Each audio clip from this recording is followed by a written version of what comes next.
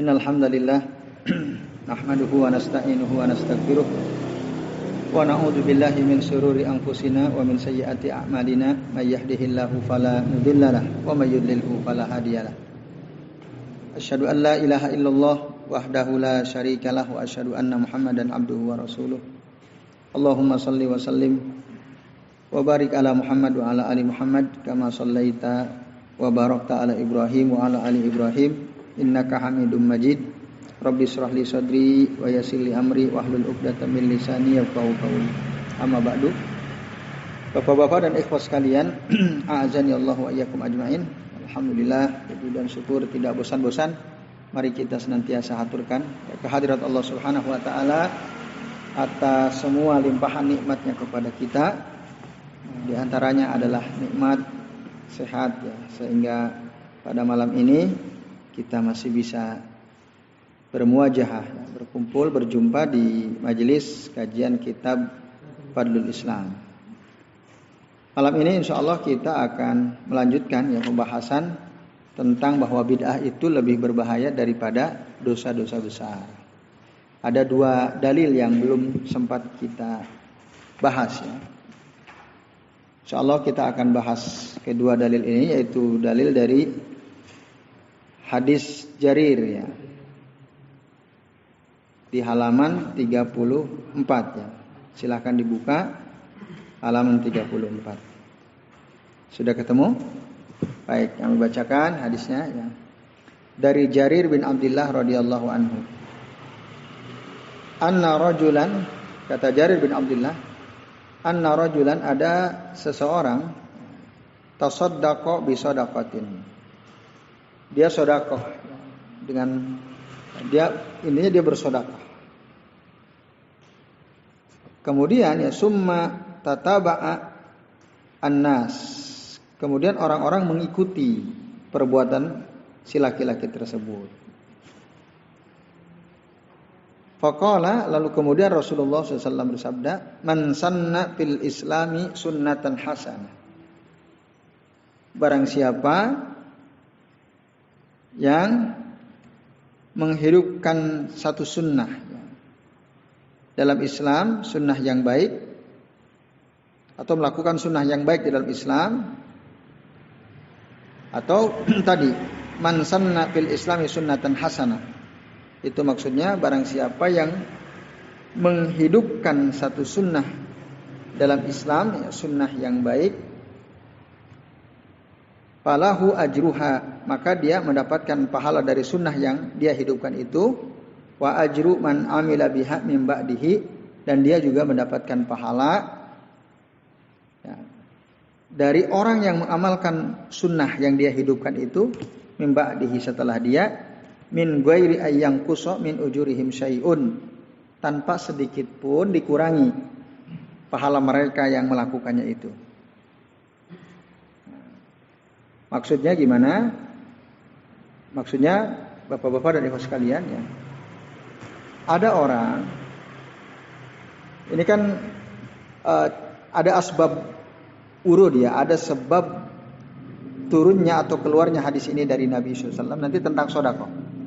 Tapi sebelum itu saya mau jelaskan. Jadi kalau ada satu sunnah dihidupkan oleh seseorang, kalau dalam bahasa kita diuri-uri gitu ya. Mungkin udah mau mati sunnah itu. Lalu dihidupkan oleh dia. Dihidupkan lagi sunnah tersebut. Disadarkan lagi orang-orang bahwa ini ada sunnah. Tentu saja ini sunnah yang baik. Jadi setiap sunnah pasti baik. Setiap sunnah pasti baik. Dan setiap sunnah yang baik, yang dimaksud setiap sunnah pasti baik itu ada sunnah yang ada dalil syaraknya, gitu ya. Yang ada dalil syarak. Dari syarak itu maksudnya apa? Dalil dari Al-Quran dan hadis Nabi sallallahu alaihi wasallam. Itu yang disebut sunnah hasanah. Nah, dihidupkan oleh seseorang, kemudian orang lain ikut mengikuti, mengamalkan sunnah yang dihidupkan itu. Maka orang yang menghidupkan sunnah tersebut, dia dapat pahala dari perbuatannya sendiri, dan juga dapat pahala dari perbuatan orang lain yang melakukan sunnah tersebut. Bisa dipahami ya? Jadi orang yang menghidupkan itu pahalanya double-double. Pahala dirinya sendiri, pahala orang-orang yang mengikuti dia setelahnya. Tapi orang-orang yang mengikuti dia itu gak dikurangi sedikit pun pahalanya. Pahala mereka sempurna. Tapi juga Allah akan memberikan pahala kepada kita dari perbuatan mereka. Jadi kita kecipratan pahala dari perbuatan orang-orang itu disebabkan apa? Karena kitalah yang menghidupkan sunnah tersebut. Nah ini ya ikhlas sekalian. Nah, atau kalau di kitab yang antum pegang dikatakan siapa yang menghidupkan sunnah hasanah, satu sunnah yang baik dalam Islam, maka baginya pahala sunnah tersebut beserta pahala orang-orang yang turut mengerjakan sunnah tersebut setelah dirinya. Nah, tanpa sedikit pun dikurangi dari sunnah tersebut ya, atau dari pahala mereka sedikit pun. Nah itu. Sebaliknya, wa man sanna fil islami sunnatan sayyi'ah. Nah, jadi tidak setiap sunnah baik, ya, ada sunnah buruk. Ini maksudnya sunnah apa? Sunnah yang baik tadi pasti ada dalil syaraknya. Sunnah yang buruk ada sunnah yang tidak ada dalil syaraknya. Atau sunnah yang maksud sini adalah satu perbuatan ya, satu perbuatan yang menjadi kebiasaan. Satu perbuatan atau suatu perkataan yang menjadi kebiasaan itu sunnah. Jadi makna asal sunnah itu adalah kebiasaan. Ya, maka ada sunnatullah ya, sunnatullah. Biasanya Allah, nah, kalau begini-begini biasanya Allah akan begini-begini. Itu sunnatullah. Itu. Jadi tadi ya, kata sunnah itu adalah kebiasaan. Maka wa man sanna fil islami sunnatan sayyi'ah, barang siapa yang menghidupkan dalam Islam kebiasaan buruk, sunnah yang buruk. Kalau sunnah yang baik tadi pasti ada dasarnya, kalau sunnah yang buruk, kebiasaan buruk pasti tidak ada dalil syariat. Dalam Islam, ini dalam Islam. Maka lingkari kata-kata fil Islam, dalam Islam. Artinya dalam urusan agama. Kana alaihi wizruha, maka dia akan mendapat dosa dari perbuatan membuat kebiasaan buruk itu dalam Islam tadi.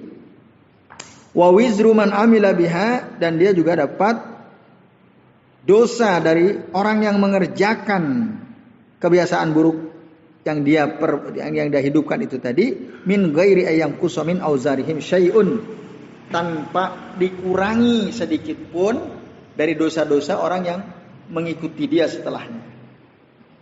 Mereka berdosa. Kita misalnya membuat kebiasaan buruk dalam Islam. Kebiasaan buruk maksud apa?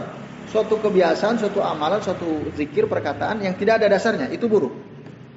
Walaupun lah kan ini artinya baik. Gitu ya. Tapi ketika Rasul tidak mengajarkan yang kita anggap baik itu, maka dia jadi buruk. Yang baik itu jika sesuai dengan ajaran Rasulullah. Misalnya, antum mengajarkan ada sholat antara maghrib dan isya. Misalnya antum kasih nama sholat itu. Namanya sholat apa misalnya? Bara'atud duyun misalnya. Antum bikin nama sholat Bara'atud duyun ya. Maksud apa Bara'atud duyun? Sholat untuk membebaskan hutang. Nah, misal ini contoh aja contoh. Jadi kalau antum punya hutang numpuk, itu sholatlah antara maghrib dan isya berapa rakaat? Katakanlah 6 rakaat. 6 rakaat. Barang siapa yang sholat 6 rakaat antara maghrib dan isya, maka Allah akan bebaskan dia dari seluruh hutang-hutangnya. Lalu antum sebut itu namanya sholat Bara'atu duyun gitu ya. Bara'atu duyun itu membebaskan diri dari hutang-hutang. Ini contoh ngarang ini ya, ngarang ini. Jangan dianggap ada, enggak ada. Tadi orang membuat satu sunnah. Lalu dia omongin ke orang-orang. Lalu orang-orang ikut semua. Orang-orang ikut semua. Ya, yang dengar dari dia ikut. Oh ada sholat namanya Bara'atud Duyun 6 rakaat antara maghrib dan isya waktunya. Kalau dilakukan habis isya nggak bisa, harus antara maghrib dan isya. Wah syariat baru nih. Kelihatannya kan baik dong, sholat. Baik apa buruk kelihatannya? Baik. Yang sholatnya gimana tata caranya? Sama takbiratul ihram, baca doa iftitah, baca Al-Fatihah. Terus rakaat pertama baca apa? Nah, antum tentukan lagi misalnya.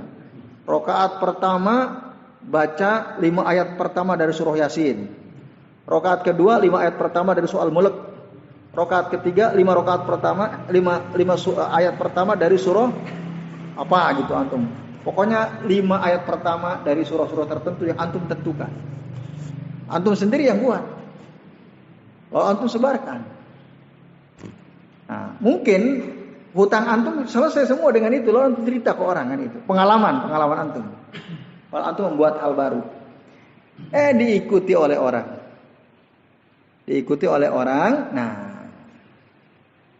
ini namanya sunnah hasanah apa sunnah sayyi'ah? Sunnah sayyi'ah. Kenapa sunnah sayyi'ah? Gak ada dasarnya. Rasul gak pernah ngajarin sholat Bara'atud Duyun, gak pernah. Tapi karena yang ngomong kiai, Habib yang ngomong, gitu kan? Ustadz yang ngomong, orang percaya aja kan? Orang nggak nanya, Pak Yai ada dalilnya nggak nanya, percaya kiai yang ngomong kan itu ya misalnya.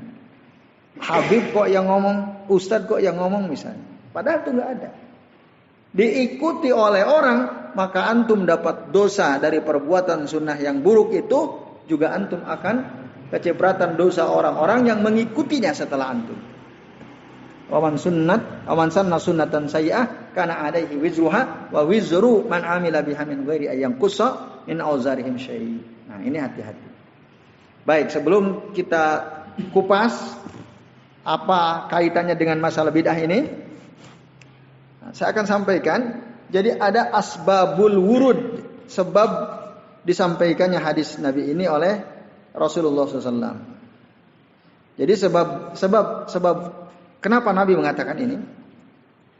Nah, suatu kali ja'a qaumun min Mudhar ilan Nabi sallallahu alaihi wasallam. Datanglah suatu kaum dari Bani Mudhar kepada Nabi. Bada alaihimul faqru wal hajah. Bani Mudhar ini nampak sekali mereka kelihatan fakir, miskin, sedang punya kebutuhan. Nampak gitu. Lihat Nabi ini orang lagi sedang dalam kebutuhan. Nah, maka faraqan Nabiyyu sallallahu alaihi wasallam lahum. Nabi kasihan sama mereka. Waduh, misal Nabi lihat, oh ini bajunya kusut, kelihatan sekali sedang dalam keadaan butuh bantuan. Nah, karena Nabi kasihan, maka dikatakan, kenapa kok Nabi kasihan? Karena Nabi itu Nabi Rahmah, Nabi yang penuh kasih sayang. Falamma ra'a halahum wa faqrahum raqalahum an-nabiy sallallahu. Ketika Rasul melihat keadaan mereka, kefakiran mereka, kasihanlah Nabi kepada mereka. Ketika itu tiba-tiba fanada bis shalah, ada azan waktunya salat tiba. Summa jitama'an nas, orang pun berkumpul, selesai salat, summa khotobah sallallahu alaihi wasallam, lalu kemudian setelah selesai salat Rasulullah berkhutbah. Kultum lah, ya. Menyampaikan khutbah atau kultum. Nah, apa isinya? Hassa ala as-sadaqah. Rasul mendorong orang-orang supaya sedekah sama Bani siapa tadi? Kaumun min Mudhar tadi ya. Dari kaum Bani Mudhar tadi. Sedekahlah kalian sama si fulan-fulan ini. Waraghaba fiha. Nabi mendorong supaya orang-orang sedekah kepada kaumun min Mudhar tadi. Nah, maka faja'alan nasu yatasaddaqun. Orang pun segera bersedekah sesuai dengan perintah Nabi. Ada orang yang pertama kali sedekah yatasaddaqu ya bil qabdati min ta'am au minat ta'am. Orang yang pertama kali sedekah itu dia sedekahnya sedikit, hanya segenggam makanan. Mungkin inilah katakan isinya ada roti. Nah, orang datang miskin, ya. Kelihatannya butuh banget, lapar. Kata Rasul, sedekahlah kalian, tolong si fulan nih, kaum ini dari Mudhar. Terus kita punya kue ini. Wah, sudah deh buat dia aja. Padahal tadi mau 2 pulang buat anak, enggak kasihin. Sedikit 1 genggam, qabdah minat ta'am. Wa hadza yatasaddaqu bika wa kada. Akhirnya yang lain ikut. Oh, itu Mas Yoyo sedekah. Yang pertama kali sedekah Mas Yoyo, misalnya. Diikuti sama Mas Apri. Diikuti sama yang lain-lain. Mas Abdul lain ikut semua bersedekah. Bahkan hatta jaa rajulun ma'ahu surratun minadz zahab. Sampai akhirnya datanglah seseorang yang dia membawa tempat isinya emas. Kadat yadahu an ta'jiza anha. Sampai-sampai dia hampir gak kuat. Ya, bawa wadah emas itu. Wa wada'aha baina yadai ar-rasuli sallallahu alaihi wasallam. Lalu diletakkan di hadapan Rasul sallallahu alaihi wasallam. Isinya emas semua isinya. Berat. Sampai-sampai dia sendiri hampir gak kuat ngangkatnya. Kenapa dia sedekah? Terdorong oleh sahabat tadi yang sedekah hanya segenggam makanan. Nah, itu. Maka fatahallala wajhur Rasul sallallahu alaihi wasallam wa surra bidzalika sururan 'azima. Cerialah wajah Rasul, senang Rasul melihat itu. Ternyata orang yang sedekah banyak sekali. Wah, itu udah banyak sekali. Padahal yang memulai siapa tadi? Orang sedekah segenggam hanya yang memulai sedekahnya hanya segenggam makan, mungkin 1 buah roti lah kalau dalam bahasa kita sekarang. Tapi kemudian diikuti oleh orang banyak sampai ada orang sedekah emasnya itu berat. Di wadah ngangkat aja hampir gak kuat ya. Disedekahkan tuh emas. Nah, maka Rasul bahagia tadi. Wa tataba'an nas. Orang ikut semua. Lamma ra'au hadzal rajul panasatu ala shadaqah. Ketika dia melihat ya orang yang sedekah tadi, orang pun semangat sedekah. Wa tataba'u 'alaiha, ngikuti semua hatta jtama'a syai'un katsir minas shadaqati inda Rasuli sallallahu alaihi wasallam. Sampai akhirnya terkumpullah banyak sekali ya, sesuatu yang berasal dari sedekah para sahabat tadi yang diletakkan di dekat Rasulullah SAW. Maka akhirnya Rasul mengatakan, man sanna fil islami sunnatan hasanah falahu ajruha wa ajru man amila biha min ghairi ayyang kussa min ujurihim syai'a. Nah, maka Nabi bilang, barang siapa yang berbuat baik ya dalam Islam, menghidupkan sunnah yang baik dalam Islam, dia dapat pahala dan dapat pahala dari orang-orang yang mengerjakan setelahnya. Nah, jadi orang yang sedekah dengan segenggam makanan itu tadi, dia dapat banyak sekali kebaikan. Berarti dia yang menghidupkan sunnah. Sunnah sedekah. Sedekah sunnah apa bukan? Sunnah. Banyak sekali ayat, hadis yang menjelaskan tentang sedekah. Banyak sekali. Saya punya beberapa kitab isinya pembahasan tentang sedekah. Bahkan ada salah satu hadis Nabi, sedekah 1 dirham. Itu nilainya lebih berharga daripada 100.000 dirham. Atau kalau bahasa kita ya, sedekah 10.000 itu nilainya bisa lebih baik dari, kalau tadi kan 100.000 dirham. Berarti 100.000 atau 10.000 kali berapa? Kalau tadi kan 1 dirham lebih baik daripada 100 dirham. Berarti kalau 10.000 lebih baik dari, kan 1 dirham gak ada nolnya kan? Lebih baik daripada 100.000. Berarti kalau 10.000 ditambah 0 berapa berarti? 5 dong. 5 ya. Ya, 5. 100.000 nolnya berapa? 5. Berarti 5 tambah 5 berapa? Nolnya akan jadi 10 nol kan? Berapa tuh? Nolnya ada 10 berapa? 10 miliar ya? Sedekah 10.000 10.000 itu cuma 4 ya? Cuma 4 ya? Berarti bukan 10 miliar dong? 9 nolnya ada 9 nolnya. 1 miliar ya? Kalau di bahasa kita, ada orang sedekah 10.000 tapi lebih berharga daripada 1 miliar. Ada. Nah, dulu kata Abu Hurairah, kalau bahasa Nabi sih 1 dirham. Bahasa kita kan 100.000 lah, 10.000 lah kan gitu ya.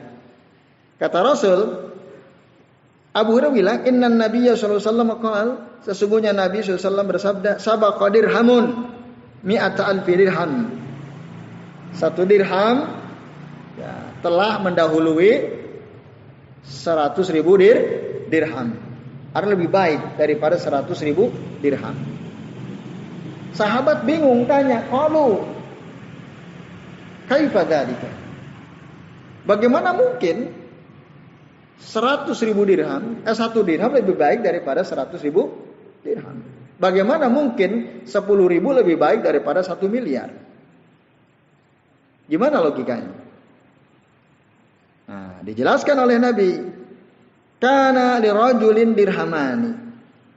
Dulu orang yang sedekah 1 dirham itu dia punya 2 dirham. Tasaddaqa bi ahadihima. Karena dia punya 2 dirham, 1 dirham dia sedekahkan, yang satunya buat kebutuhan dirinya. Nah, wantalaqa rajulun, lalu kemudian ada orang lain pergi pulang dia ila ardi malihi, ke gudang hartanya. Fa akhadha minhu mi'ata alfi dirhamin, lalu dari gudang hartanya itu dia mengambil 100.000 dirham, fatasaddaqa biha, lalu dia akhirnya bersedekah dengan 100.000 dirham itu. Gara-gara siapa dia bisa sedekah 100.000 dirham? Karena dia ngelihat contoh. Orang sedekah 1 dirham. Nah, ini terus sekalian. Jadi orang yang ngasih contoh yang baik diikuti oleh orang, akhirnya orang itu sedekahnya jauh lebih banyak dari kita, maka kita dapat kebaikan dari seluruh orang yang sedekah setelah kita. Bisa dipahami ya? Nah, itu namanya sanna fil islami sunnatan hasanah. Ya, jelas ya? Nah, kemudian sebaliknya, kalau dia menghidupkan sunnah yang jelek, yang enggak ada dasarnya, tadi contohnya sholat bara'atud duyun misalnya. Ingat ya, ini enggak ada ini, saya cuma ngarang aja ini. Nah, bara'atud duyun misalnya, lalu kita cerita ke orang, diikuti oleh orang, jadi dapat dosa, dan dosa orang-orang yang mengikutinya tanpa sedikit pun dikurangi dari mereka dosa-dosa itu. Nah, ini teman-teman sekalian, azani Allah wa iyyakum ajmain. Nah, lalu kaitannya dengan hadis yang kita sedang bahas ini apa? Nah, hadis ini menjelaskan tentang peringatan keras terhadap orang yang menghidupkan bid'ah. At-tahdziru min ihya'il bid'ah wa ihdasil bid'ah. Menghidupkan bid'ah atau membuat bid'ah baru. Tadi bid'ah baru, salat bara'atud duyun. Ini bid'ah baru. Udah pernah dengar belum antum? Belum pernah kan? Baru sekarang kan? Ini bid'ah nih kalau dilakukan nih. Ya. Nah, misalnya. Maka tadi ya sekali lagi, orang yang menghidupkan sunnah yang buruk tadi, dia akan mendapatkan dosanya dan dosa orang-orang yang mengikutinya. Nah, ini jadi Rasulullah memberikan peringatan, jangan sampai kita membuat bid'ah, membuat perkara baru dalam agama. Jangan. Walaupun menurut akal kita baik, tapi kalau Rasul nggak pernah ngajarin, nggak usah. Ngapain buat sholat bara'atud duyun dan lain sebagainya. Terus ada lagi apa? Namanya sholat suhulatul jawaz katanya, supaya gampang nikah. Wah, ada lagi namanya sholat suhulatul jawaz misalnya. Dia bikin nama-nama sholat supaya orang yang susah nikah nggak dapat sholat, namanya sholat suhulatul jawaz katanya, biar dapat kemudahan untuk nikah. Berapa rakaat? 12 rakaat. Waktunya kapan? Nah, dia bikin tuh. Waktunya antara duha sama zuhur misalnya. Dia bikin lagi. Nah, ini ya. Nah, ini hati-hati nih. Jangan sampai buat seperti itu. Tapi ada nggak orang berani kayak gitu? Ada. Orang yang berani ada. Seperti sholat anisul qabr. Nah, sholat anisul qabr itu ada. Anisul qabr. Yaitu sholat yang dilakukan oleh orang masih hidup, dihadiahkan pahalanya untuk orang yang barusan dikubur. Biasa dilakukan setelah ada jenazah dikubur, nanti habis penguburan itu ada namanya sholat anisul qabr namanya. Itu disebutkan. Tapi ini nggak ada dasarnya. Diikuti oleh orang-orang. Nah, maka orang yang pertama kali membuat namanya sholat anisul qabr, itu dia dapat dosa dari perbuatannya dan dosa dari orang-orang yang mengikutinya. Gitu. Nah ini ya terus kalian, ini peringatan. Jangan sampai kita berani menghidupkan bid'ah. Karena apa? An-nasarroha, karena keburukannya la yaktasiru ala man fa'alaha. Tidak hanya terbatas pada orang yang mengerjakannya saja, bal yadhabu qistun minhu ila man ahdasa hadhil bid'ah, akan tetapi dosa itu pun nanti akan ditanggung oleh yang membuat bid'ah itu tadi. Bid'ah salat suhulatuz zawaj atau baru'atud duyun misalnya. Ini misal aja, ini enggak ada dalam buku ini. Ya, kalau yang anis khobar ada itu. Tapi itu bid'ah, enggak ada dasarnya. Nah, ini sekalian ya. Nah, baik bid'ah itu dilakukan dalam waktu yang singkat atau dalam waktu yang panjang, terus dipelihara oleh orang-orang, fahadza fihi at-tahdhiru minal bid'ah. Hadis ini memberikan peringatan kepada kita dari perbuatan bid'ah. Kenapa? Karena annaha sunanun sayyi'ah, karena dia adalah sunnah yang buruk. Nah, sunnah yang buruk itu misalnya. Jangan.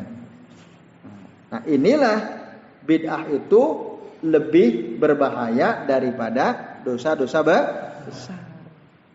Karena pelaku bid'ah tidak merasa salah, bahkan dia merasa benar. Kalau diomongin nggak mempan. Lebih baik ngomongin orang awam baru belajar sholat, gitu kan?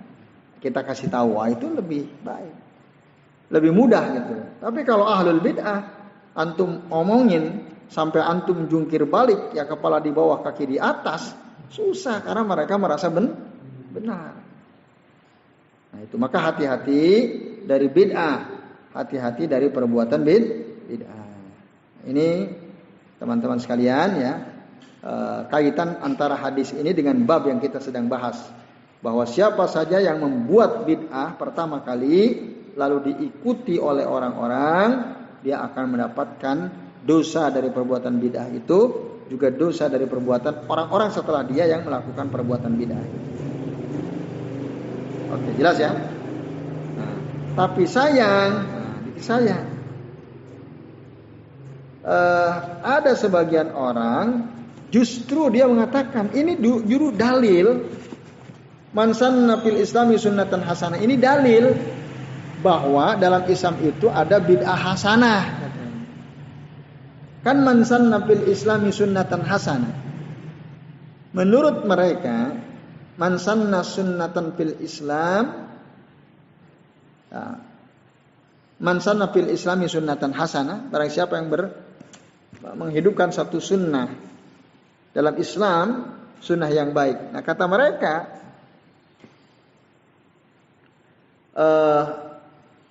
ini dalil bahwa ada namanya bid'ah hasanah, kata mereka. Bid'ah hasanah itu ada.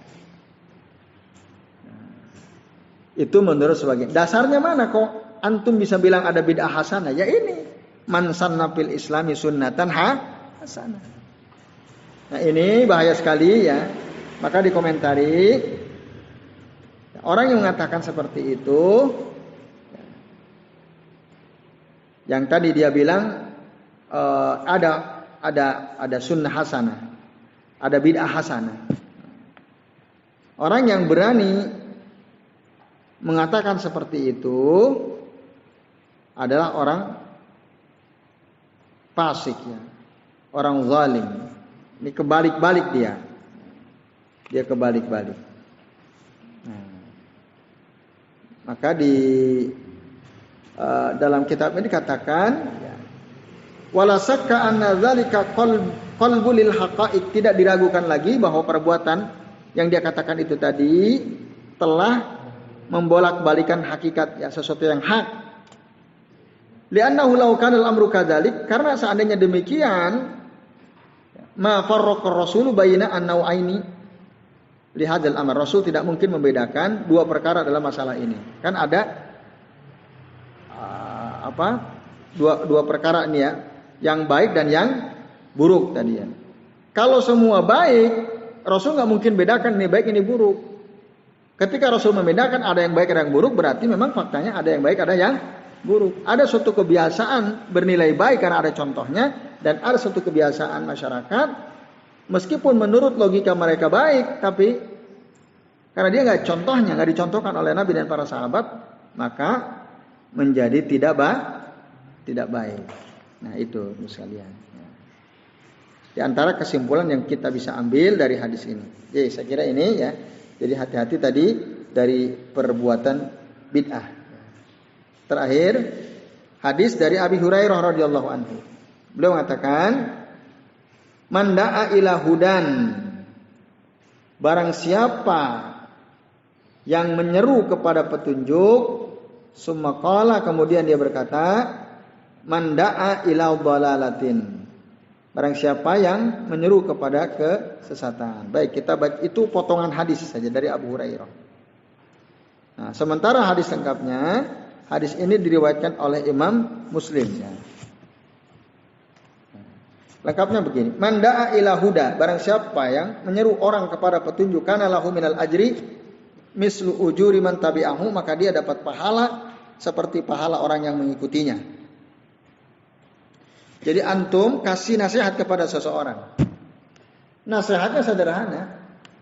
Apa nasihatnya misalnya? Akhi, Rasul itu senang sekali pakai minyak wangi. Orang yang antum omong ini nggak pernah pakai minyak wangi.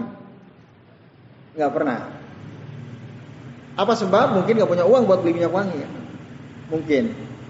Mungkin dia nggak tahu kalau minyak wangi itu punya keutamaan, kelebihan. Makanya dia, walaupun dia udah pernah dengar, ada seorang ustaz mengatakan bahwa minyak wangi laki-laki itu, ya, atau minyak wangi itu sunnah misalnya. Dia nyampaikan kepada orang-orang, minyak wangi itu adalah sunnah. Dan ini adalah sunnahnya para rasul. Kita bilang begitu di hadapan orang. Sunnahnya para rasul. Orang yang selalu pakai minyak wangi insya Allah akan sehat, terjaga dari penyakit. Kenapa? Karena syaitan itu nggak senang sama orang yang pakai minyak wangi. Syaitan itu kotor, senang pada orang yang kotor. Jadi kalau ada orang banyak didatangi oleh syaitan, orang itu kotor, baik kotor hatinya, kotor otaknya, atau kotor fisiknya. Maka setan senang sama yang kotor-kotor. Tempatnya aja kan di kamar mandi dia tempatnya.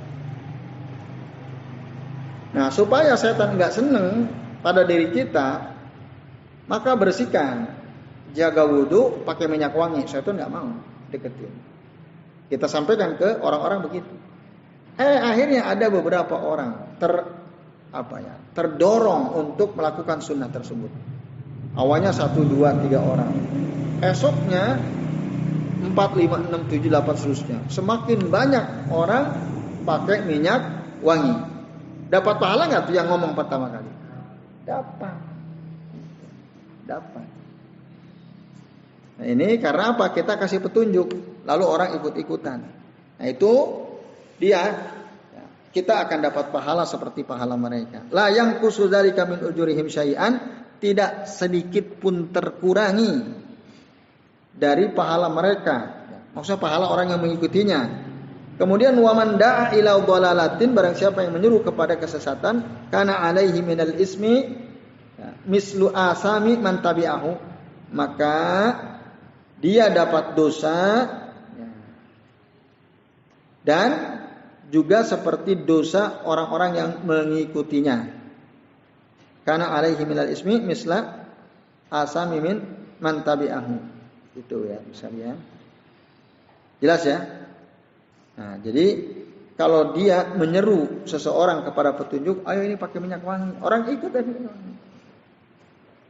Maka orang yang kita yang ngasih tahu dapat pahala, orang yang pakai minyak wangi rutin dia dapat pahala, dan kita pun dapat pahala dari amalan orang yang akhirnya rutin pakai minyak wangi tadi. Itu da'a ila hudan, diikuti. Udah itu petunjuk Nabi maksudnya. Kemudian yang terakhir, wa man da'a ila dhalalatin, barang siapa yang menyeru kepada kesesatan, kana alaihi minal ismi, maka dia dapat dosa mislu asami man tabi'ahu, seperti dosa orang-orang yang mengikutinya. Wala yanqusu dzalika min asamihim syai'an, dan tidak terkurangi sedikit pun dari dosa-dosa mereka itu yang melakukan perbuatan dosa karena apa? Ya ada dicontohkan gitu ya seseorang. Orang yang memberi contoh perbuatan dosa, orang yang menyuruh orang lain melakukan kesesatan, maka dia dapat dosa dari kesesatannya sendiri dan kesesatan orang-orang yang sesat karena dia akan nanggung. Ini namanya dosa jariyah namanya, dosa jariyah terus sekalian. Nah, ini dalil lengkapnya, ini hadis riwayat Imam Muslim. Bapak-bapak dan ikhwas sekalian, a'azani Allah wa iyyakum ajmain. Tuntas sudah ya ayat dalil-dalil yang berkaitan dengan masalah bahwa bid'ah itu lebih berbahaya daripada dosa besar, lebih berbahaya. Ya, silahkan. Yang pertama ada ayat yang mengatakan kata Quran. Kalau ada orang yang sudah meninggal itu pengen dihidupkan lagi supaya bisa sedekah. Kenapa sedekah? Kenapa enggak sholat gitu? Itu pertama. Terus yang kedua, saya pernah undang pernikahan ya. Yang nikah itu atau pengantinnya itu pakai pakaian yang namanya putri. Itu kayak kalau Jawa itu temben. Pakaiannya itu ini terbuka. Ya. Terus saya mikir ini yang pertama menciptakan lah pakaian itu apakah ada yang bisa orang yang pengantin pada pakai itu apakah ini termasuk sholat tadi, karena ini bukan ibadah ya, tapi kan namanya ibadah mengadakan sholat yang diadakan sama kasusnya. Oke, baik.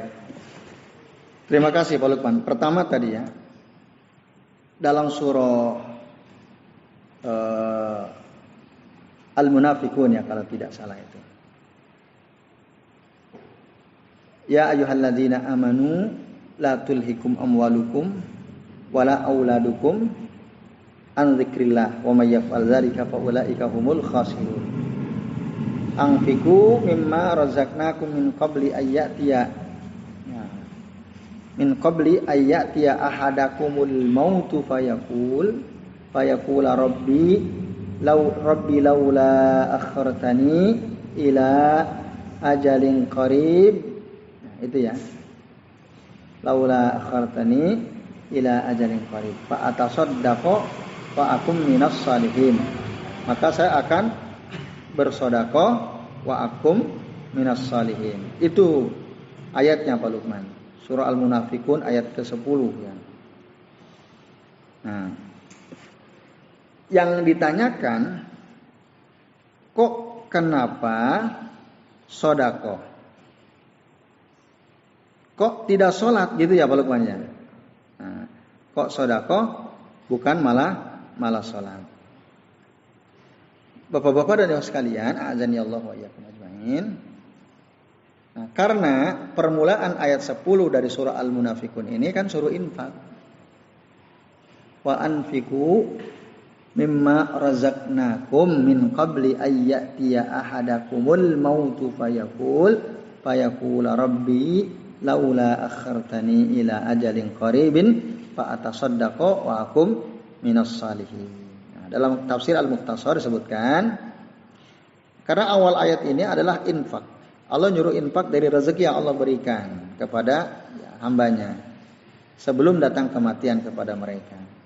Nah, Nah, lalu kemudian dia minta supaya Allah menunda kematiannya barang sejenak saja supaya dia bisa bersedekah karena Allah sudah kasih rezeki kan.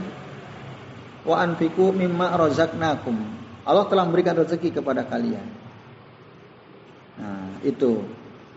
Karena memang konteksnya adalah harta ya. Diawali oleh ayat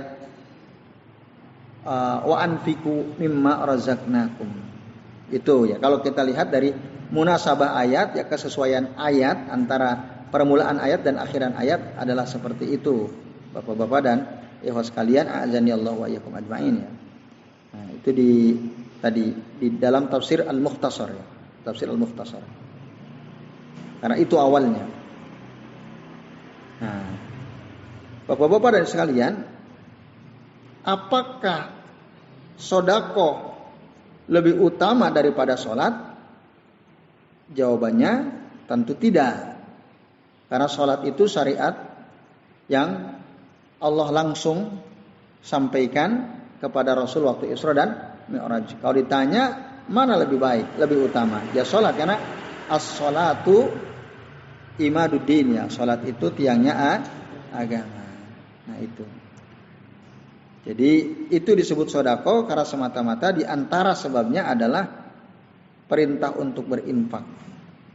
Itu yang ada yang saya baca ya. Nah, wallahu alam kalau ada pengertian lain, ya, hasil ijtihad seseorang, oh karena sedekah begini-begini dibanding sholat begini-begini. Ya tinggal cari saja ada dasarnya atau tidak. Nah, kalau jawabannya karena memang konteksnya ini ayat suruh infak. Ada orang suruh infak nggak mau, kelak nanti dia akan menyesal. Ya, ketika disuruh infak kan wa anfiqu, Allah nyuruh infaklah kalian mimma. Ya. Wa anfiqu gimana itu tadi? Wa anfiqu mimma razaqnakum min qabli ayyatiya ahadakumul maut. Ayatnya memang perintah untuk infak. Kepada setiap orang, ada orang nggak mau infak. Lalu Allah cerita ayat 11 dari surah Al-10 dari surah Al-Jumu'ah tadi. Nah, kelak nanti orang yang seperti itu. Ya. Bukan surah apa ini? Surah Al-Munafikun ayat 10 ya. Nah ini. Itu Pak Lukman ya. Jadi memang pembahasannya itu masalah perintah untuk berinfak. Karena ada orang nggak mau infak, baru dia nyesel. Waktu masih hidup, uangnya banyak, suruh infak nggak mau. Nah orang seperti itu nanti kelak dia akan menyesal di hari akhir. Dia akan menyesal di hari menjelang kematiannya. Dia minta ditangguhkan kematiannya. Rabbi laula akhartani ila ajalin qarib. Ya Allah, seandainya engkau akhirkan saja sebentar. Supaya apa? Supaya dia bisa beramal lagi, supaya dia bisa sedekah. Waktunya udah selesai, udah nggak bisa lagi sedekah. Nah, ini pentingnya bersedekah ya, selain yang lain-lain ya. Karena ayat sebelumnya kan ya ayyuhalladzina amanu la tulhikum amwalukum wala auladukum an dzikrillah. Harta anak-anak jangan sampai membuat kita lupa kepada Allah. Itu Pak Lukman ya, jawaban yang bisa saya sampaikan. Kemudian yang kedua, apa tadi kata kuncinya Pak Lukman? Pakai kemben. Itu gimana? Ya seperti yang diceritakan dalam hadis ini. Man sanna fil islami sunnatan sayyi'ah. Barang siapa, nah ini kan agama, urusan agama. Ini masalah adat. Itu yang ditanyakan kan. Masalah adat pun kalau itu bertentangan dengan syariat, dengan agama, berarti kan dia membuat atau menghidupkan suatu kebiasaan yang menentang ajaran agama. Akhirnya dia bagian agama juga. Karena dalam agama aurat harus ditutup. Ini suruh dibuka pakai kemben. Akhirnya orang ikut semua. Setiap ada yang ngadain walimatul urash pakai kemben. Ini adat Jawa. Walaupun gitu kan nanti putrinya mau nikah kan? Udah belum? Enggak ya? Nah, Kan gitu. Yang jawani tentu saja dia akan ikut-ikutan. Ya. Itu. Bahkan ada orang tukang rias. Merias seorang mempelai wanita. Kata si periasnya, "Mbak atau Nduk, ya, sekali-kalilah hidupmu itu nggak usah pakai jilbab. Kamu kan dari kecil sampai kamu nikah ini pakai jilbab terus. Ya sekali-kalilah kamu buka jilbabnya waktu nikah, sekali aja." Nah kan? Nah, kenapa? Menurut pengalaman si tukang riasnya, orang kalau jadi mantan itu ya dibuka. Masa mantan pakai terus jilbabnya kan gitu. Nah, mungkin dia ngikutin niru tukang rias lain-lain gitu kan. Wah kok indah banget, bagus gitu. Kalau ada mempelai wanita dirias tanpa jilbab gitu ya. Diikutin. Nah yang pertama kali membuat tadi riasan mempelai wanita harus copot jilbab, itu dia dapat dosa.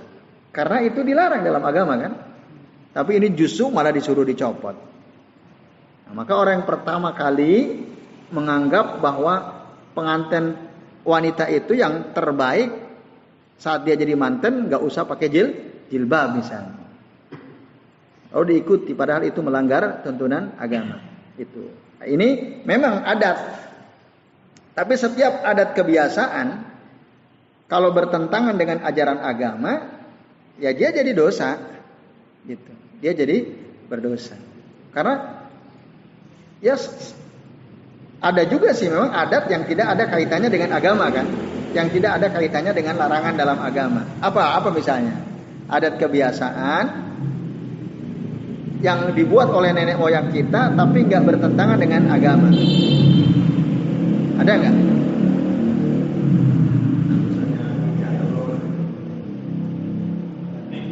Apa? Nginjak telur bertentangan dengan agama.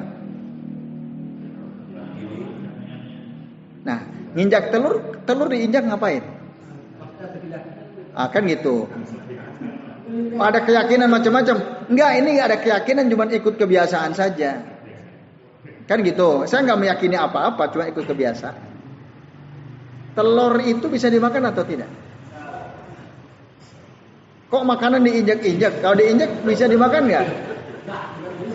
Artinya berarti apa? Mubadir. Nah, kan masih ada ditentang itu agama. Coba ada enggak kebiasaan, adat istiadat yang dia aman, nggak tersinggungan, nggak agama, nggak ada. Gotong royong. Ya, jadi kalau ada satu kampung, kalau ada warga mau bikin rumah, semua orang ikut bantu sampai berdiri.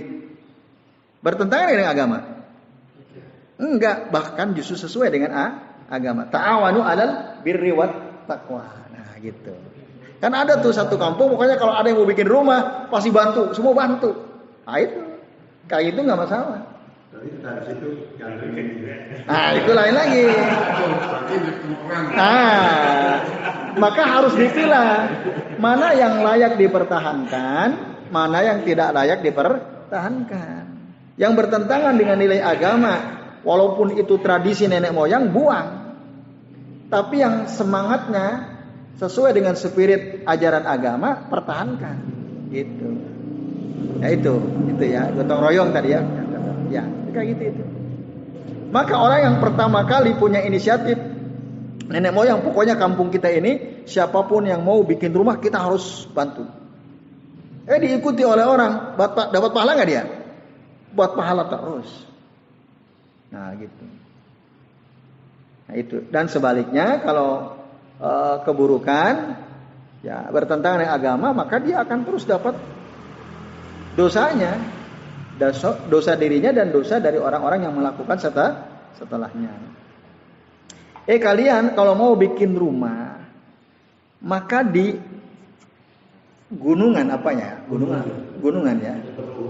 Ya harus dipakai tebu, kelapa sama bendera merah putih. Misalnya gitu. Kalau enggak, rumahmu tidak akan kokoh. Rumahmu akan gampang ambruk gitu misalnya. Diyakini seperti itu. Akhirnya orang ikut semua. Pokoknya setiap bangun rumah di gunungannya itu harus dikasih bendera merah putih, janur, kasih apa tadi? Tebu dan seterusnya. Diikuti oleh orang. Lalu orang punya keyakinan begitu. Nah, maka orang yang pertama kali punya inisiatif, kalau dia cerita ke orang, ya itu dapat dosa. Nah, itu Pak Lukman. Maka hati-hati dalam pernikahan begitu. Ada nggak pertentangan dengan nilai agama? Kalau ada tinggalin, kalau enggak, oke jalan. Kalau dia seorang penjahit yang tadi menciptakan itu ya. Menciptakan apa? Kamben tadi. Iya, ya. Apalagi dia memang tujuan membuat kemben itu dalam rangka tadi untuk wanita, mempelai wanita kan gitu. Atau kalau enggak untuk ziarah ke makam di situ itu kan. Nah, kan kalau orang mau ziarah situ harus pakai kemben kan. Nah, itu yang pertama kali bikin aturan itu dapat dosa terus-terusan dia. Masa orang ziarah kubur suruh pakai kemben? Harus kan? Ya syaratnya harus gitu kan. Itu untuk memutus dosa hariannya. Apa ya harus berganti? Iya, harusnya ada yang berani. Harus ada yang berani. Ini tradisi yang tidak sesuai dengan ajaran agama. Masa ada orang mau ziarah ya, pakai jilbab besar, pakai cadar, mau ziarah ke situ harus pakai kemben kan? Tadinya dia sehari-hari pakai cadar, jilbabnya besar, pas ke situ suruh pakai kemben. Nah, misalnya kan kayak gitu. Nah, itu dosa jariyah itu. Nah, tradisi yang seperti ini tentu harus diperbaiki kan gitu. Yang tadinya membuka aurat kan jelas bertentangan dengan nilai agama. Nah, yang pertama kali membuat rumusan tata cara ziarah kubur pakai kemben itu dia dapat dosa terus-menerus itu. Hah? Ya jelas ya termasuk ya. Iya. Iya gitu. Hasilnya kalau saya penjahit, kalau pesanan kayak gitu, nolak apa enggak? Sebaiknya menolak kalau kita tahu. Nah, kalau kita nggak nolak, berarti kan ta'awanu 'alal ismi wal udwan kan, kita saling tolong menolong dalam keburukan dan dalam dosa, dalam permusuhan. Ya, maka harus pula pilih bisnis itu ya. Jangan yang penting menghasilkan uang. Nah, itu nanti jadi hambanya uang. Yang penting uang kan. Yang penting saya dapat uang, nggak peduli saya. Orang mau mesen jahitan apa ke saya tak jahitin. Yang penting saya dapat uang. Nggak peduli mau dipakai kemben lain macam-macam. Yang penting saya dapat uang. Nah, ini bahaya tuh orang yang kayak gitu itu. Maka nanti ketika itu dipakai, dia dapat dosanya nggak? Yang jahit ini, dia dapat. Nah itu ya. Nah ini bapak-bapak dan ibu sekalian, a'azani Allah wa iyyakum ajmain. Nah, seperti Pak Umar dia jahit tapi sebenarnya cuma untuk jahit. Ya. Iya ternyata setelah dibeli orang dimanfaatkan untuk yang lain. Nah, itu nggak ada masalah kalau gitu, nggak ada masalah. Kalau ini tahu jelas, Pak tolong buatkan kemben kan gitu, diomongin udah. Ya itu tahu udah. Ya. Jadi itu. Iya. Seorang muslim harusnya tidak menerima ya pesan kalau dia sebagai penjahit pakaian yang kira-kira berpotensi membuka aurat kaum wanita, kaum hawa. Gitu. Ya itu Pak Lukman. Allah taala alam bisa. Ya, monggo Mas Abdul.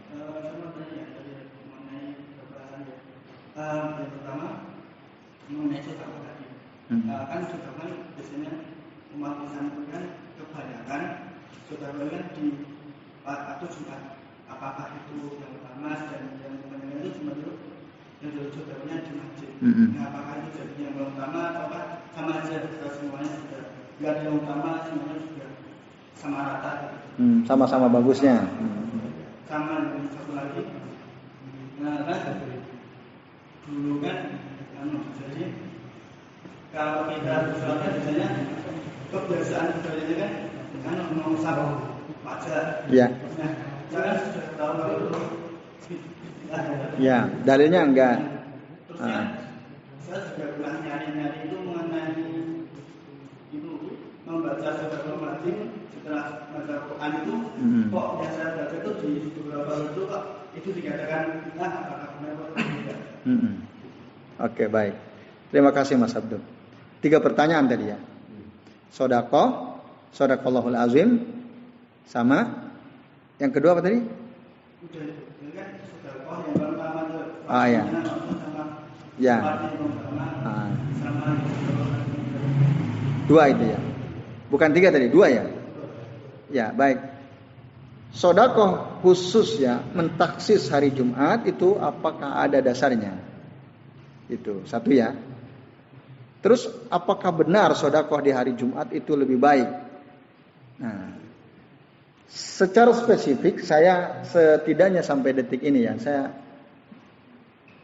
belum mendapatkan ada dalil khusus bahwa sebaik-baik sedekah adalah pada hari Jumat.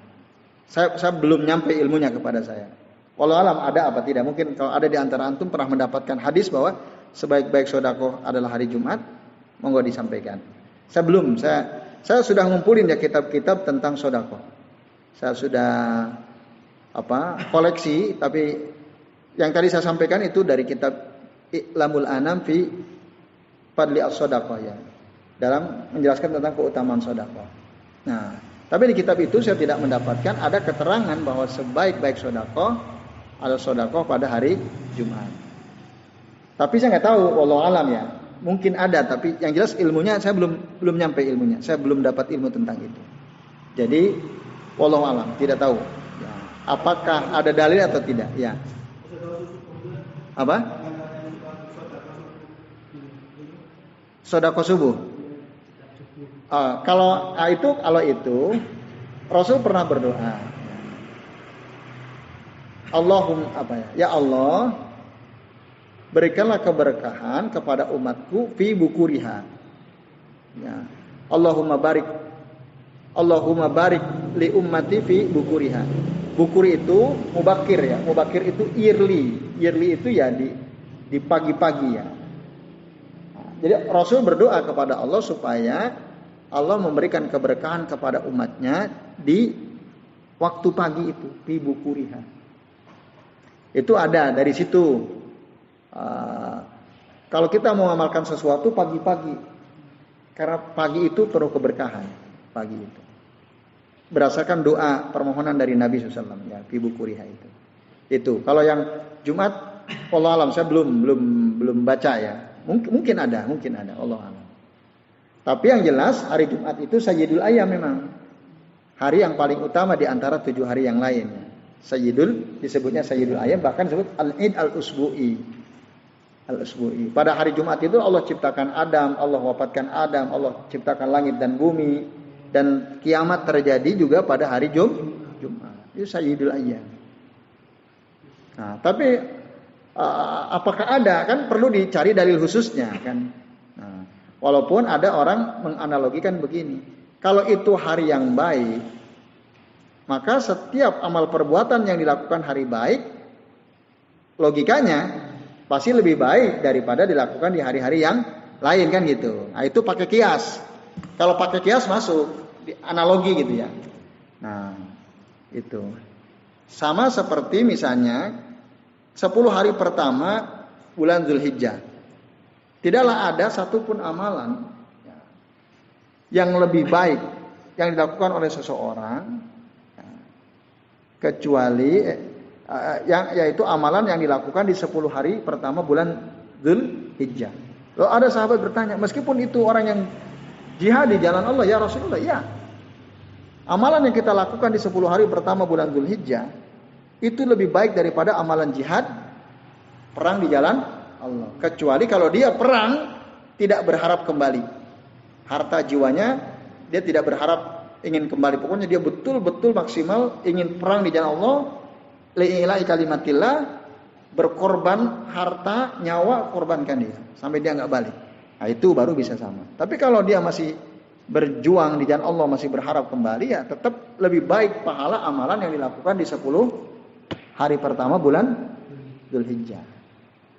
Nah, kalau kebaikan yang dilakukan di 10 hari pertama bulan Dzulhijjah itu sangat besar pahalanya, lalu mafhumnya yang bisa dipahami pun demikian kalau kita melakukan keburukan pada hari itu.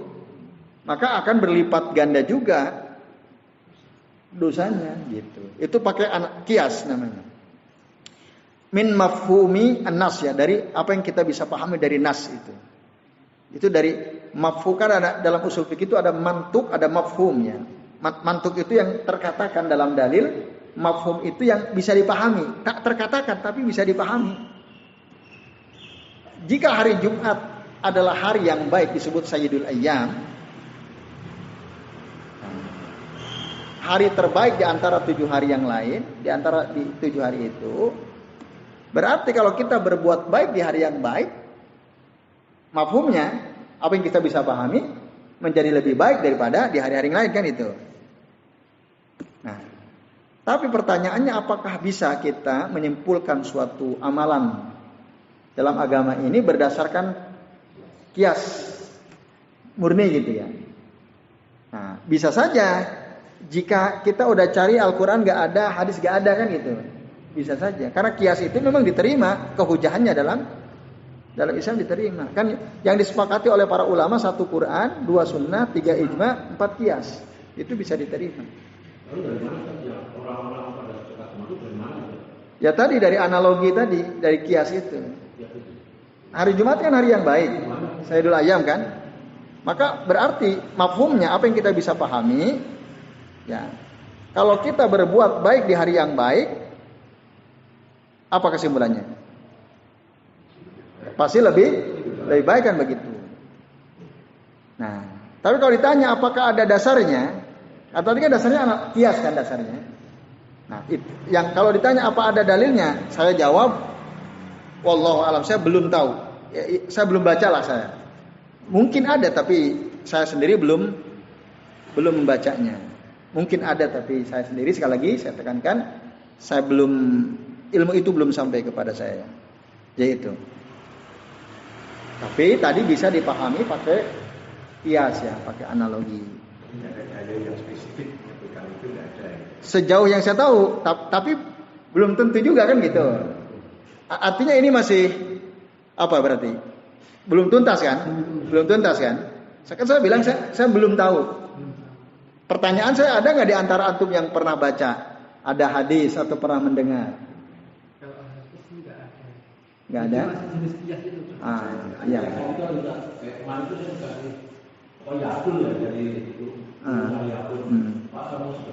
Hari Jumat.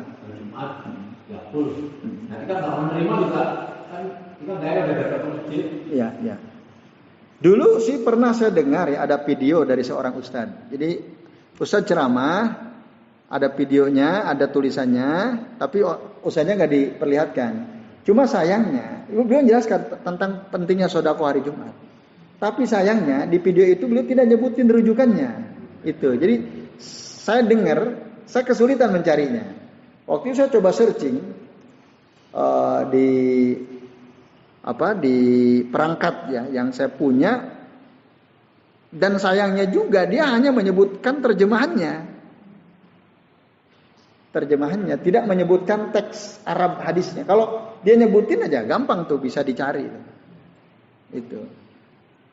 Nah, jadi gini Bapak sekalian, kalau kita ingin konfirmasi dalil ya, tapi berdasarkan terjemahan itu lebih repot.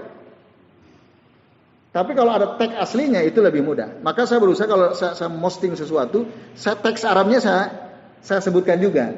Supaya nanti kalau orang mau ngecek, tinggal tulis teks Arabnya, bisa ketemu. Tapi kalau hanya terjemahan, itu agak susah. Ya, misalnya walaupun disebut riwayat Imam At-Tabrani misalnya, riwayat Imam Al-Baihaqi, untuk ngecek kan harus kembali ke teks Arabnya kan, betul ada atau tidak gitu. Betul ada atau tidak. Belum lama saya ditanya oleh seseorang, ada 2 hadis itu. Tapi terjemah disebut memang riwayat Tabrani, satu lagi riwayat Imam Ahmad kalau nggak salah. Nah, untuk apakah ini dalilnya sahih? Nah, untuk bisa mengetahui atau sahih atau tidak, kan harus dicek teks aslinya. Nanti baru bagaimana komentar para ulama terhadap hadis itu, gampang tuh ketemu. Gitu. Nah itu. Tadi ada video si Ustaz itu cerita. keutamaan sedekah di hari Jumat. Menyebutkan begini. Tapi sayang tadi hanya terjemahannya, tidak ada teks Arabnya dan tidak nyebutin rujukannya. Ini riwayat siapa? Saya pernah dengar itu. Nah, makanya saya bilang saya belum tahu. Mungkin ada, tapi saya belum tahu. Nah, monggo kita berlomba-lomba. Ya, kita semua nih. Ada yang menemukan silakan nanti di-share ya. Ada istilah Jumat berkah ya. Ada sebagian ulama ketika ditanya boleh nggak tuh Jumat mubarakah, ada yang melarang. Nah, semua hari itu berkah. Berkah itu apa? Mendatangkan kebaikan yang banyak. Jadi keberkahan itu tidak hanya ada di hari Jumat sebenarnya. Nah itu. Walaupun tadi memang hari Jumat itu sajidul ayyam ya, dia banyak peristiwa penting terjadi pada hari Jumat. Yaitu Mas Sabdo ya, terkait tentang sedekah hari Jumat tadi. Lalu kemudian yang kedua apa tadi? Oh ya, membaca Shadaqallahul Azim ya, Shadaqallahul Azim. Betul sekali. Dalam kitab Fatawa Al-Madinah Al-Munawwarah, Syekh Muhammad Nasiruddin Al-Albani rahimahullah, beliau termasuk membahas tuh bab tentang bacaan Shadaqallahul Azim setelah selesai membaca ayat Al-Qur'an. Nah, jadi beliau pernah ditanya oleh seseorang, lalu beliau jawab dalam fatwanya itu bahwa kata-kata Shadaqallahul Azim itu enggak ada la aslalahu, tidak ada asalnya dari Nabi Sallallahu Alaihi Wasallam. Artinya apa? Nabi nggak pernah ngasih contoh seperti itu. Walaupun dari sisi makna benar. Apa artinya Shadaqallahul Azim? Sering diartikan maha benar Allah dengan segala firman-Nya kan gitu. Oke, nggak ada masalah. Ini pilihan bahasa saya jadi diksi. Kalau artinya kan kalau letter L-nya Shadaqallahul Azim, ya artinya benarlah Allah yang maha agung kan gitu. Letter L-nya gitu kalau diterjemahkan letter L-nya. Kan kurang indah tapi kalau gitu. Nah, jadi supaya indah, maha benar Allah dengan segala firman-Nya. Enggak ada masalah dari sisi terjemah seperti itu. Tapi itu, apakah ada dasarnya? Enggak ada. Yang ada gimana? Ya. Nah, itu. Subhanakallahumma wa bihamdika la ilaha illa anta astaghfiruka wa atubu ilaik. Hampir sama dengan doa kafaratul majelis. Nah, itu. Itu ada dalilnya. Ketika selesai baca Quran, maka membaca ini. Maka barang siapa yang melazimkan membaca Shadaqallahul Azim, bid'ah. Saya lalu katakan bid'ah. Apalagi dia meyakini itulah kalimat yang harus dibaca setelah membaca Al-Quran. Nah, itu lebih parah lagi. Apa? Nah, iya. Iya. Nah, gitu. Itu bahaya kan? Makanya la takfu ma laisa laka bihi ilmun. Janganlah engkau ikuti sesuatu yang engkau enggak punya ilmu. La takfu ma laisa laka bihi ilmun. Ya, innas sam'a ya wal fuada, innas sam'a wal basara wal fuada kullun ulaika kana mas'ula. Sesungguhnya pendengaran, penglihatan, hati kelak nanti dia akan dimintai pertanggungjawaban. Jangan ikut-ikutan. Kalau kita nggak punya ilmu, nanti dulu. Masalahnya dulu waktu kita ngajarin ke anak-anak itu, kita pernah nanya-nanya nggak? Ini ada nggak ya dalilnya ya? Shadaqallahul Azim. Nggak ada. Kita nggak pernah nanya kan? Itu padahal itu dilarang. Sama doa makan sebelum makan. Itu ya.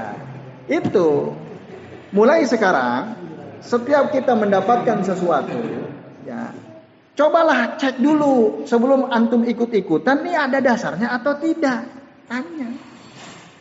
Kalau nggak bisa nyari sendiri di kitab-kitab, tanya yang fasalu ahla dzikri in kuntum la ta'lamun. Tanyalah orang yang tahu. Kalau kalian nggak tahu, tanya. Ya, maka bagus kan ini poru-poru ini kan bagus tuh untuk konfirmasi ada enggak. Bagus sekali kayak gitu. Nah, saya nanti terbuka, oh ternyata nggak ada.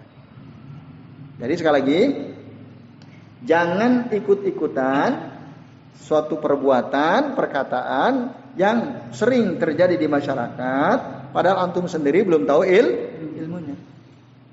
Kalau mau antum tanya kepada orang yang melakukan, Pak Nun Sewu, ini ada nggak ya dalilnya? Itu Nun Sewu loh Pak. Dulal dalil amalin kan kadang ada. Dulal dalil amalin. Agama itu untuk diamalin katanya. Nah, enggak harus pakai dalil dulu. Al ilmu qoblal amal. Harus ilmu dulu baru kemudian amal. Itu prinsipnya. Jangan amal dulu, ilmu kemudian, jangan. Ilmu dulu baru amal. Kalau nggak tahu ilmunya, stop dulu, tahan. Sampai kita tahu ilmunya. Nah, kadang-kadang kan kita sering nggak sabar. Biar mantep, lakukan ini biar mantep. Orang-orang begitu semua, biar mantep kita pun bisa kan begitu. Padahal ilmunya nggak, kita belum tahu ilmunya. Nah ini, ya itu Mas Abdul ya. Dan saya kira banyak hal. Ya kita tanya pada diri sendiri. Saya melakukan ini, orang melakukan ini apa ya? Dasarnya ada nggak? Harus tanya seperti itu. Seperti ini misalnya, ada orang kalau baca Al-Fatihah, ihdinas siratal mustaqim, siratal ladzina an'amta 'alaihim, ghairil maghdubi 'alaihim waladdallin. Dulu waktu saya kecil diajarin sebelum bilang amin, rabbighfirli wali walidayya, ya, amin. Ada bacaan doa itu. Dari kecil saya diajarin gitu, dari kecil. Setelah saya dewasa, saya coba-coba cari. Ada nggak dasarnya? Ketemu ada di kitab. Dianjurkan untuk berdoa. Tadi, bahkan ada tambahan rabbighfirli wali walidayya wali jami'il muslimin wal muslimat amin. Ada. Saya coba cari di kitab lain sebagai pembanding. Ternyata itu nggak ada dasarnya. Yang diajarkan Rasul itu idza qala al-imamu waladdallin faqulu amin. Langsung, enggak usah dipotong rabbighfirli wali walidayya wali jami'il muslimin. Itu enggak ada dasarnya. Dulu saya sering lakukan itu. Pokoknya saya dapat ilmu itu dari ustadz saya di kampung gitu kan. Setiap kali sholat imam waladdallin, saya rabbighfirli wali walidayya wali jami'il muslimin amin gitu. Gitu. Nah setelah di cross check, oh ternyata gak ada dasarnya, tinggalin kan gitu. Nah, itu proses. Setiap kita kan pasti punya proses. Maka setiap kita udah tahu nih, sekarang udah tahu nih kita apa yang biasa antum lakukan, dan antum belum tahu ilmunya, antum cari dulu ilmunya, stop dulu. Karena harus al ilmu qoblal amal, harus ilmu dulu baru kemudian amal. Coba aja antum list amalan antum biasanya antum ngapain aja kan? Antum list tuh. Dari semua yang antum udah list itu, mana yang antum udah tahu ilmunya, mana yang antum belum tahu. Kan gitu. Nah, itu harus begitu. Ya, itu Mas Abdul ya. Betul sekali. Shadaqallahul azim. Itu memang dia tidak ada asalnya dari Nabi sallallahu alaihi wasallam. Ya, jelas ya? Ya, silakan. Saya pernah baca artikel itu Rasulullah itu sebelum tidur membaca surat As-Sajdah dan Al-Mulk. As-Sajdah dan Al-Mulk ya. Ya, Al-Mulk. Itu apakah ada dasarnya? Saya punya kitab Al-Adab ya, Kitabul Adab. Saya pernah tunjukin juga antum ya, ada 2 jilid atau 1 jilid ya. Itu memang adab-adab tidur di dalam kitab yang Al-Adab itu banyak sekali ternyata bacaan-bacaan yang disunnahkan untuk dibaca. Sepertinya surah Al-Mulk ada ya. As-Sajdah juga sepertinya ada. Saya punya kitabnya ya. Saya pernah praktekkan. Saya baca semua itu hampir setengah jam lebih. Jadi mau tidur, bacaan-bacaannya kalau dibaca semua hampir setengah jam lebih itu ya. Itu. Karena nanti baca surah Al-Kafirun, Al-Ikhlas, Al-Falaq, An-Nas, Al-Mulk, As-Sajdah, Al-Mulk tabarok. Belum tasbih, tahmid, takbir kan 3 itu bisa setengah jam itu. Tapi memang bangunnya itu ringan. Walaupun tidurnya sebentar, bangunnya ringan dan bisa bangun sebelum azan ya. Kalau kita amalkan itu. Nah itu. Ya nanti saya potongkan nanti saya pulang mudah-mudahan saya sempat buka kitabnya. Tapi saya punya kitabnya itu. Saya sudah pernah mengamalkan walaupun baru 1 kali ya. Saya baca semua gitu ya. Yang jadi sama Almu pernah. Tapi akhirnya ya ngantuk atau yang sampai sekarang masih istiqomah ya Almu itu. Almu itu selalu rutin. Ya alhamdulillah. Alhamdulillah ya. Jadi, tapi nanti untuk kepastiannya nanti saya coba buka kitabnya lagi. Jadi itu. Cukup? Ya. Mas Ina silakan. Iya. Ya itu nggak ada dasarnya. Baca sholawat pakai Sayyidina. Nabi tidak pernah mengajarkan para sahabat mengucapkan sholawat dengan tambahan kata Sayyidina. Itu. Orang yang mengatakan bahkan menganjurkan pakai Sayyidina, kalau ditanya dalilnya ada enggak? Muter-muter dalilnya. Satu ya argumennya. Kan bukankah Rasul pernah mengatakan anak sayyidu waladi Adam. Nah, saya ini adalah pemimpin anak Adam. Tapi itu konteksnya bukan dalam sholat. Betul bahwa Rasul pernah ada hadis itu. Tapi jangan ditarik-tarik ke baca sholawat. Sholawat itu jelas ibadah yang Rasul pernah mengajarkan. Redaksinya udah jelas. Itu.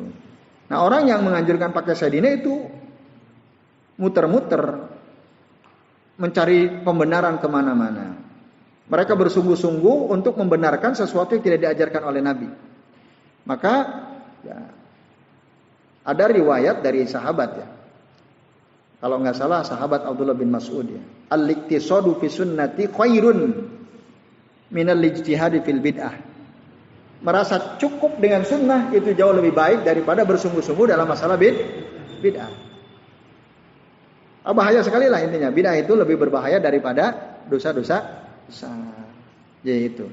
Nah, silakan cari, nggak ada, ya, nggak ada. Dan mereka yang kekeh itu coba aja tanya, tidak akan pernah bisa membuktikan bahwa ada dalil membaca sholawat itu pakai Sayyidina, nggak ada. Paling dalilnya pakai akal. Lah kita nggak sopan sekali sama Nabi. Kita mau manggil bupati, wali kota, camat aja kan pakai kepada yang terhormat kan gitu ya. Itu selalu ikut logikanya. Kepada yang kami hormati, yang kami muliakan, Bapak Camat, Pak Pulan, Ibu Pulan. Lah kok sama Rasul berani ala Muhammad? Ya, kan kurang ajar kata mereka kan itu. Bahasa mereka kan begitu. Ya harus kita hormati dong. Ya kita pakai Sayyidina Muhammad misalnya. Itu otaknya yang ngomong, bukan dalil. Sholawat itu ibadah bukan? Ibadah itu kalau ingin diterima apa syaratnya? 1 ikhlas, yang kedua ittiba Rasul. Kalau kita nggak ittiba, diterima nggak amalan kita? Tidak diterima. Kalau kita baca sholawat pakai Sayyidina, ittiba Rasul atau tidak? Tidak, karena Rasul tidak pernah ngajarin itu.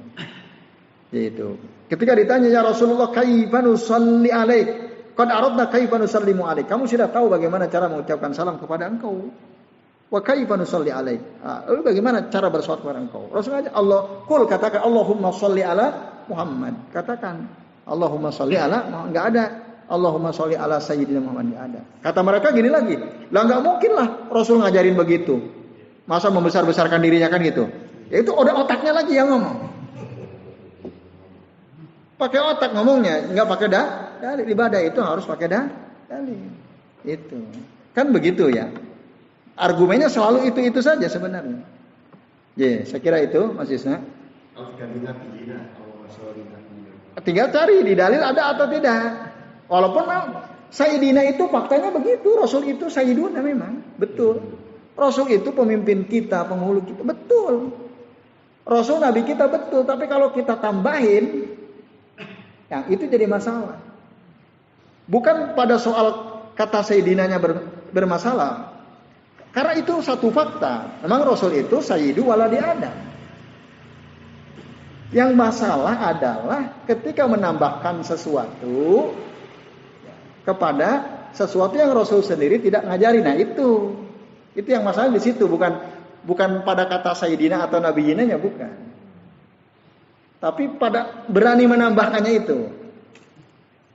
Lalu ini kan baik, ini namanya kan bid'ah hasanah. Itu bid'ah hasanah. Tanya dalilnya mana? Iya itu ya. Maka tadi kan sholawat itu jelas ibadah. Innallaha wa malaikatahu yusholluna 'alan nabi ya ayyuhalladzina amanu shollu 'alaihi wa sallimu taslima. Disuruh oleh Allah. Ibadah, setiap apa yang Allah perintahkan itu ibadah. Kalau itu ibadah, maka harus ittiba kepada Rasulullah SAW. Yaitu Mas Isna dan Mas Alian ya.